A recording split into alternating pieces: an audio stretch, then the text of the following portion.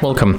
If you want to add an account to your Google Play Store on Samsung Galaxy S21 Plus, at the first you have to enter for the Play Store, then simply tap right here and go to add another account. Right now it is checking info, we have to input our currently log method, then click continue, and after a few moments we are able to use a different account, so let me input my data.